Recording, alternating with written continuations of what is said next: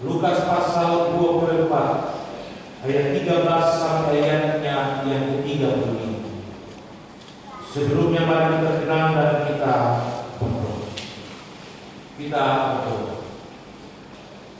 Kepala kami tertunduk ya Tuhan, namun hati kami terangkat menghadap hadirat-Mu, karena Engkaulah Maha Kuasa dan Engkaulah Allah yang patut kami sembah. Ketika kami berkumpul dalam rumah untuk memuliakan nama-Mu, kami juga merindukan mendengarkan sabda-Mu. Tolong kami dalam kuasa Roh Kudus memampukan dan mengertikan firman ini bagi kami, agar kami benar-benar dikuatkan dan dimampukan untuk memahami akan kebenaran firman. Hapuskanlah segala pikiran-pikiran kami di luar firman Allah, dan Tuhan Roh Kudus hadir dan membuat kami dimampukan dan dikuatkan, dan semua kuasa-kuasa yang lain Tuhan halaukan itu bagi kami. Persiapkanlah hati-hati kami ya Allah, karena kami benar-benar telah siap untuk mendengarkan sabda.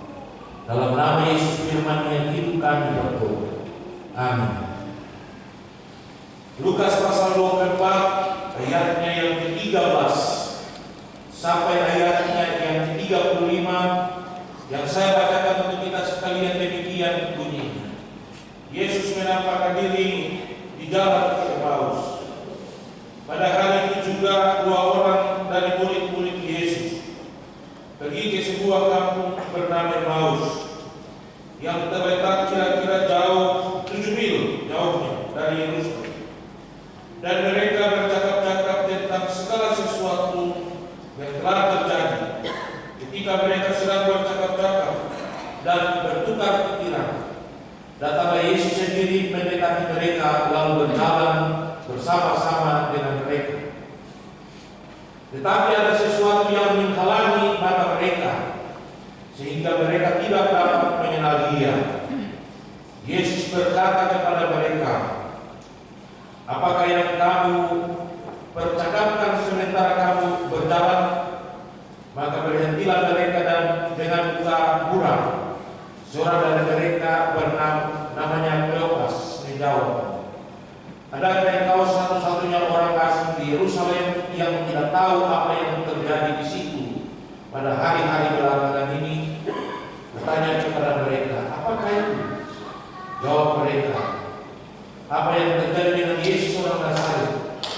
Dia adalah seorang nabi yang berkuasa dalam pekerjaan dan perkataan di hadapan Allah dan di depan seluruh bangsa kami. Tetapi imam-imam kepala dan pemimpin-pemimpin kami telah menyerahkan Dia untuk dihukum mati dan mereka telah menyalibkannya. Padahal kami dahulu mengharapkan bahwa Dia yang akan datang untuk membebaskan bangsa Israel. Tetapi sementara itu telah lewat 3 hari sejak semuanya itu terjadi. Tetapi beberapa perempuan dari kalangan kami telah mengejutkan kami. Pagi-pagi buta mereka telah pergi ke kubur dan tidak menemukan mayatnya. Lalu mereka datang dengan berita bahwa telah dilihat kepada mereka malaikat-malaikat yang mengatakan bahwa Ia hidup. Dan beberapa teman kami telah pergi ke kubur itu dan mendapati bahwa memang benar yang dikatakan perempuan-perempuan itu, tetapi Dia tidak mereka lihat. Lalu Ia berkata kepada mereka, "Hai kamu orang bodoh, betapa lambatnya hatimu, sehingga kamu tidak percaya segala sesuatu yang telah dikatakan para nabi. Bukankah Mesias harus menderita semuanya itu untuk masuk ke dalam kemuliaannya?" Lalu Ia menjelaskan kepada mereka apa yang tertulis tentang Dia dalam seluruh kitab suci, mulai dari kitab Musa dan segala kitab Nabi, kitab Nabi. Mereka mendekati kampung yang mereka tuju, lalu Ia berbuat seolah-olah hendak meneruskan perjalanan. Tetapi mereka sangat mendesaknya, katanya, "Tinggallah bersama-sama dengan kami, sebab hari telah menjelang malam bersama ia untuk tinggal bersama-sama dengan mereka. Waktu ia duduk makan dengan mereka, yang mengambil roti, mengucap berkat, lalu memecahkannya dan memberikannya kepada mereka. Ketika itu terbukalah mata mereka dan mereka pun mengenal dia. Tetapi yang lenyap dari tengah-tengah mereka. Kata mereka seorang kepada yang lain, bukankah hati kita berkobar-kobar ketika ia berbicara dengan kita di tengah jalan dan ketika ia menerangkan kitab suci kepada kita?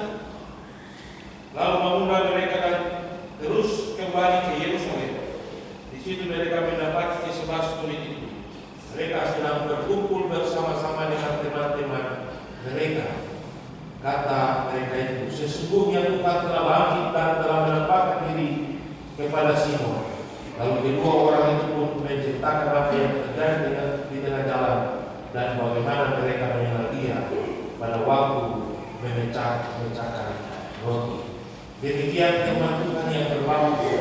Kita semua yang mendengarkan bagian firman Tuhan dan mau memperlakukannya kira-kira hidup kita setiap hari. Haleluya, haleluya, haleluya.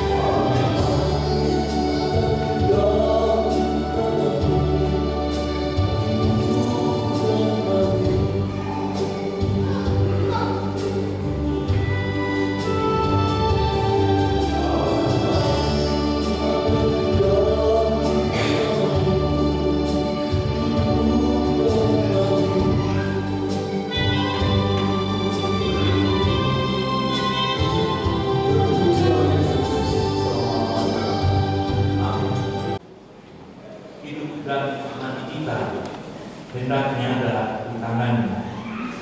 Itu ungkapan lagu itu yang mengantar kita dalam sebuah proses refleksi firman Tuhan di hari ini. Bahwa hari ini kita sudah ada pada minggu kedua kebangkitan Kristus, di mana kita ada dan berusaha untuk memahami dan mengenal bagian firman Tuhan ini dalam menggumuli semua pekerjaan tanggung jawab dan segala hal yang kita kerjakan di tengah-tengah perjalanan hidup ini. Sehingga dari bagian firman Tuhan ini ada sebuah tema yang mengajak kita untuk memahami sebuah proses perjalanan hidup yang kita jalani, dan kita dituntut untuk mengenal dan memahami firman Tuhan ini dengan sebuah tema mengenal Dia yang bangkit. Secara keseluruhan ada dua hal penting yang akan kita pahami dari bagian firman Tuhan. Yang pertama, ayat 13 sampai ayat yang ke-27 yang melukiskan tentang sebuah peristiwa yang dialami oleh para kedua murid yang berjalan ke Emmaus ini, di mana ada sesuatu yang menghalangi mata mereka selama perjalanan dan percakapan antara mereka dengan Yesus. Yang kedua, ayatnya yang ke-28 sampai ayatnya yang ke-35 yang melukiskan tentang penampakan dan pemberitaan tentang Tuhan Yesus yang membuat mereka ada dalam sebuah nuansa kehidupan yang berbeda ketika mata mereka sementara tertutup dan dihalangi, dan ketika mereka sadar akan situasi yang mereka alami. Oleh sebab itu, dari ayat 13 sampai ayat yang ke-27, sebuah pertanyaan apa yang menghalangi mata mereka selama dialog atau percakapan dalam perjalanan ini. Kisah ini menampakkan suatu perjalanan ke Emmaus, di mana dalam bagian itu melukiskan ada penghalang mata yang membuat dua murid itu tidak mengenal Yesus. Sebuah hal yang membuat mereka ada dan berjalan tanpa memikirkan hal yang lain, walaupun pekerjaan mereka atau percakapan mereka mempercakapkan tentang Tuhan yang sebuah yang mereka harapkan. Kalau kita baca ketika Yesus bertanya, apa yang kamu bicara dalam segala keseriusan di tempat ini, mereka bilang, kamu tidak tahu apakah kamu satu-satunya orang di tempat ini. Tuhan Yesus, Dia benar-benar seorang nabi. Harapan kami, Dia dapat membebaskan bangsa kami. Namun ternyata para imam-imam telah menangkap Dia dan membunuh. Kata itu saja kita bisa membayangkan Bapak ini, bahwa semua orang Israel memiliki sebuah perasaan yang lain di luar tanggung jawab yang Yesus kerjakan dalam pekerjaan itu, di mana ketika bangsa Romawi ada dan menguasai Israel, sebuah harapan mereka adalah merdeka dan keluar dari bangsa Romawi. Sehingga harapan mereka itu Yesus harus tampil dengan sebuah kekuatan dan kuasa dan menjadi pemimpin yang luar biasa dan menghancurkan pemerintahan Romawi. Tapi ternyata Dia memberi kemerdekaan yang lain dalam sebuah kehidupan baru yang diharapkan oleh semua orang. Ketika mata mereka terhalang, ada dua penyebab yang harus kita pahami. Yang pertama, yang menghalangi mereka adalah atas kehendak Dia yang menampakkan diri.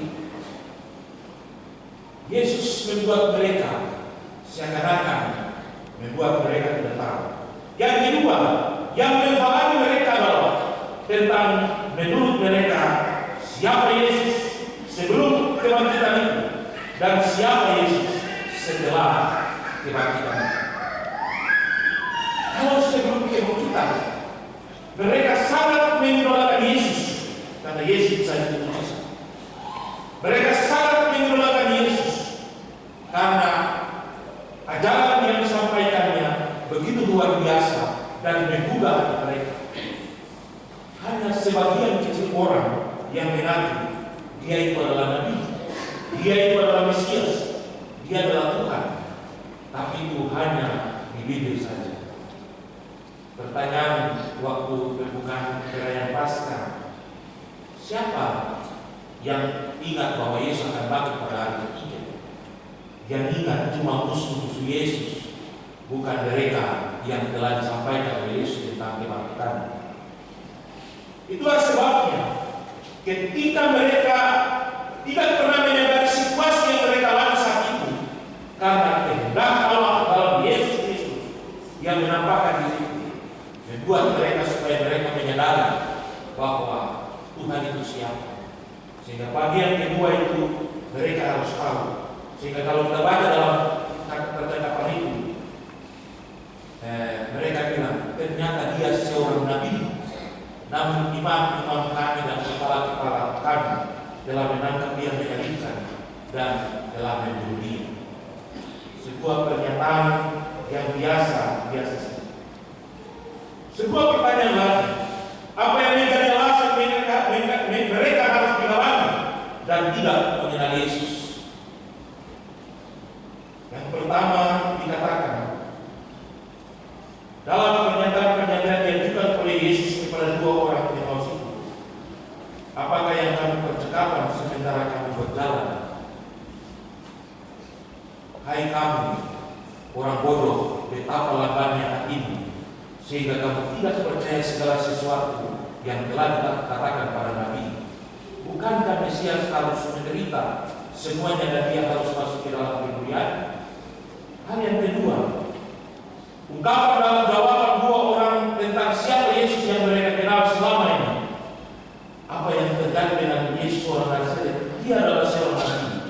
Dia yang berkuasa dalam pekerjaan dan perkataan di hadapan Allah dan di depan seluruh bangsa kami. Tadinya belum bangkit, tidak yakin. Nanti kalau sebangkit, baru yakin dan mengaku. Itulah situasi yang dialami oleh kedua para murid itu ketika ada dalam sebuah proses perjalanan panjang ke Emmaus. Bagian yang kedua Bapak Ibu, ayat 28 sampai ayatnya yang ke-35. Dalam sebuah proses yang dialami oleh para murid itu, ketika mereka punya mata dibuat tertutup atau terhalangi, maka pada bagian ini mengisahkan tentang terbukalah mata mereka, di mana mereka bisa melihat semua itu. Mereka bisa memahami siapa yang ada bersama-sama dengan mereka, dan semua itu terjadi di akhir-akhir dari sebuah hal. Ternyata orang Israel punya sebuah kebiasaan yang dilukiskan dalam kitab Lukas bagian ini, adalah sebuah perasaan kasih yang begitu besar, di mana dikatakan Yesus seakan-akan pura-pura jalan melanjutkan perjalanan itu, dan mereka bilang, hari semalam, matahari saudaraku, lebih baik kau tinggal bersama-sama dengan kami, besok baru kau melanjutkan perjalanan. Dari perhentian itulah sebuah proses yang dilakukan oleh Yesus untuk membuka mata mereka, sehingga mereka dapat mengenalnya. Dia tidak pernah bilang, masa kamu tak kenal saya? Saya yang selama ini ada di kamu sebab ini lalu. Sekarang saya pergi kepada Bapa, kembali kepada Bapa sebentar. Tapi dengan sebuah sikap dan gaya ketika dia ada bersama-sama dengan para murid itu, dia berusaha dan membuat mereka ada dalam sebuah proses untuk membuka mata batin mereka terhadap Yesus. Cara yang dilakukan oleh Yesus, dia mengambil roti, mengucap syukur, memecah-mecahkannya dan membagi kepada mereka. Sebuah kebiasaan yang biasa dilakukan oleh Yesus kepada para muridnya ketika mereka ada dan makan bersama-sama. Yang mengajak para murid itu untuk menyadari bahwa hal mengucap syukur atas berkat yang ada merupakan bagian yang sangat penting atas sebuah proses kehidupan yang dijalani oleh setiap orang. Apa yang terjadi ketika mereka menyadari dan mata batin mereka terbuka di saat mereka mengenal Yesus kembali. Catatan kita mencatat bahwa ternyata mereka bersukacita. Sukacita mereka itu dapat dibuktikan dengan sebuah tindakan. Ketika mereka bangkit, berdiri kembali berjalan 7 mil jauh dari sebuah perjalanan dari Emmaus kembali ke Yerusalem. 1 mil saja dalam catatan itu sekitar berapa meter atau berapa kilometer. Kalau 7 mil, kita berjalan dari sini sampai di saga yang ada di Lemu itu saja pasti berada yang mau jalan, pasti tunggu taksi, tunggu ojek, karena kita malas. Kecuali kita mau olahraga baru kita bisa lewat. Tapi para murid hari semua malam lagi dijelaskan. Lalu sendiri yang tahan Yesus bisa tinggal bersama-sama dengan mereka. Nah, dalam situasi itu dikatakan berkobar-kobarlah hati mereka ketika mendengar percakapan Yesus, perkataan-perkataan Yesus. Dan ketika mereka kembali pun mereka mendapati bahwa para murid juga menyatakan bahwa Simon telah melihat dia, perempuan-perempuan itu telah melihat dia. Kami juga melihat dia. Ada sukacita besar yang dialami di tengah-tengah hidup ini. Pertanyaannya untuk orang semua sebagai persekutuan jemaat Kota Balagung yang hadir di saat ini, apakah sebuah kerinduan kita mau berjumpa dengan Yesus? Adakah sebuah kerinduan yang ada pada kita untuk berjumpa dengan Yesus? Apakah ada sesuatu yang menghalangi mata kita ketika kerinduan itu menjadi bagian dari sebuah keinginan untuk mengenal Yesus? Dan ketika upaya mengenalnya, apakah ada sebuah harapan dan keinginan sukacita yang besar berkobar-kobar hatinya untuk berusaha bangkit dan berusaha untuk selalu dekat dengannya? Pertanyaan-pertanyaan ini menjadi tantangan dan jawaban yang harus kita jawab sendiri di tengah-tengah hidup kita. Tetapi belajar dari kedua pada murid ini, Bapak Ibu, kita juga harus jujur dan mengakui pada diri kita sendiri. Seperti Paulus bilang, roh ini memang penurut, tapi kami punya daging ini lemah, dan itulah yang menutup dan menghalangi mata hati kita untuk mengenal Yesus. Keinginan untuk mengenal dan memahami, merasakan dan merindukan tiada dalam hidup ini. Tapi daging itu lemah. Selangkah bersama Tuhan, 2 langkah di luar yang lain. Itu yang biasa kita lakukan ketika kita harus duduk dalam sebuah proses itu. Tapi dalam sebuah kehidupan, itulah sebabnya Paulus juga mengajak kita semua untuk terus ada dan berlomba-lomba mengejar anugerah Allah dalam kasih Kristus yang besar. Dan pertanyaan itu, apakah kedua mata masih terhalang? Itu jujur saja, kedua mata juga masih terhalang. Berteriak firman Tuhan terus setiap hari. Tapi itu kita pusing tujuh keliling juga lebih jahat dari segala-galanya. Kita rapat di kelas waktu pendeta, Pukman warga jemaat itu bikin kami pusing melewat saja itu kami apa satu-satu. Saya bilang, wah, macam kau warga jemaat sama kan? Cuma saya saja kan, kamu yang lebih rusak lagi. Itu hal-hal yang kita berteriak setiap hari. Nanti kalau kita mau yang baik atau orang lain akan kita baik untuk kita makin dorong lagi. Tidak sadar bahwa kita setuju bahwa sesuatu yang harus membuka mata kita tertutup karena kita buat hal-hal yang lain. Tetapi Bapak Ibu, kita harus ada dalam sebuah situasi yang dialami oleh para murid ini. Kita harus bisik untuk Tuhan Yesus. Jangan kau menunjukkan kehendakmu menutup mata batin kita terus. Tapi kau harus izinkan Bapa, Engkau bisa membuka mata batin kita untuk melihat hal-hal yang baik. Sehingga ketika segala hal kita lalui dan kita buat, kita rasakan, maka tentu kita akan berkobar-kobar. Para murid bisa ada dengan Yesus. Kalau kita terhadap, kita tidak kenal Dia, yang kita kenal Dia hanya firman Tuhan. Yang kita kenal Dia hanya firman Tuhan.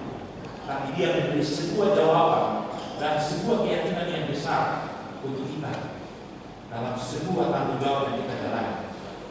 Aku berkata kepadamu, berbahagialah orang yang bisa melihat aku, tetapi lebih berbahagia orang yang tidak melihat aku, tapi mereka percaya. Nah, itu kita posisi di sini. Berbahagia mereka yang melihat aku, tapi lebih berbahagia. Berarti kita lebih berbahagia karena kita percaya kepada Dia. Oleh sebab itu, maka batin kita harus terbuka, harus membuat Dia ada dan bersemangat terhadap kita. Karena tindakan dan perbuatan kita membuktikan bahwa hati kita berkobar-kobar untuk namanya. Tahun 2024 adalah tahun pemberdayaan bagi GKI Tanah Papua. Firman Tuhan ini mau memberdayakan kita soal mata batin kita. Jangan mata ini tertutup dan terhalangi terus. Hendaklah mata ini harus terbuka. Karena ketika kita mengenal Dia yang bangun ini, maka kita ada dalam suasana yang lain. Air mata menjadi sukacita, kehancuran menjadi kebahagiaan.